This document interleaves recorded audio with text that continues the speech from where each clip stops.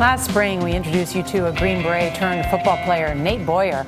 The veteran who served in Iraq and Afghanistan used his downtime while deployed, teaching himself how to play football. Well, that paid off when he got a rookie free agent contract with the Seattle Seahawks. But he got cut from the team before the regular season. Well, now Adriana Diaz shows us how the war hero is setting his sights much higher. What's up, Coach? Great to see you. On this day, Nate Boyer is standing on the sidelines. I mean, I'm jealous. I'd like to be out there myself. You're so close, but so far. Yeah, exactly.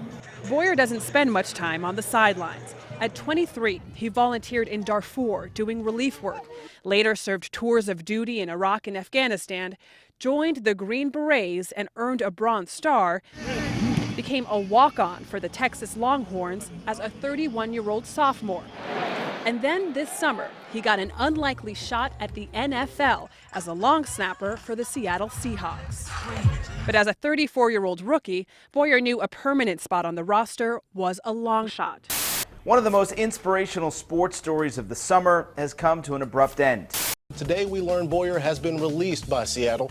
I was disappointed. Yeah, I was definitely disappointed. But, you know, I got cut from playing professional football for a living. Ooh, boo-hoo, you know. The day after he was cut, you could say the NFL came calling again.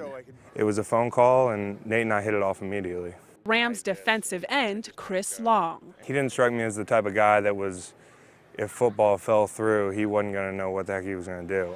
He wants to change the world for the better. So I think football, it's the platform he's been given. A platform for a mission that now reaches far beyond the gridiron, to East Africa. Long wanted Boyer to work with his nonprofit group, Waterboys.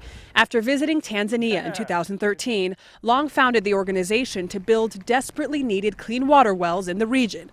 Not really the kind of thing that tends to get an NFL player in the headlines. What makes that life day to day so tough there is the lack of clean water.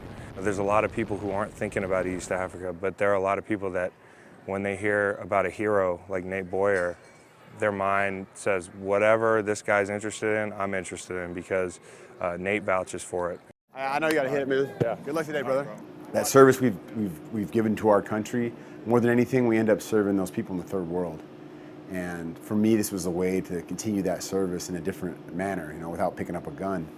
To raise money for Waterboys, Boyer is climbing Africa's highest peak, Mount Kilimanjaro, along with fellow war veteran Blake Watson, who lost his leg in an IED explosion in Afghanistan. At a recent Rams game, the two got a standing ovation for their fundraising mission.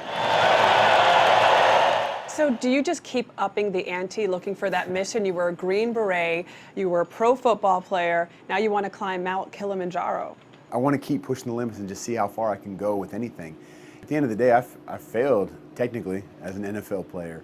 For me, if I don't always, you know, reach that pinnacle or catch that shining star, it's okay with me, as long as it's for a good reason and there's good coming out of it for others. That's what's most important to me, because that's what makes me feel good. You look so much bigger in pads. Yeah. But make no mistake, Boyer doesn't give up easily. Are your football dreams over? No, my football dreams will probably never be over. I'm still training, you know, I'm still snapping, I'm still working out. I'm not exactly as young as the average undrafted free agent, but you know, it doesn't mean I don't have just as big a heart.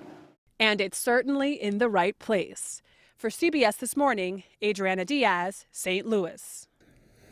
Big heart indeed. Boy, sure sounds like an interesting guy, doesn't Yes, Great cheering guy. him on, Nate Boyer. And we are counting down to Super Bowl 50 right here on CBS. Jim Nantz and Phil Simms of CBS Sports will bring you all the action from Levi Stadium in Santa Clara, California on Sunday, February 7th. And right before the game, watch Gail's interview with President Obama and First Lady Michelle Obama. That will be live from the White House. That's all here on CBS.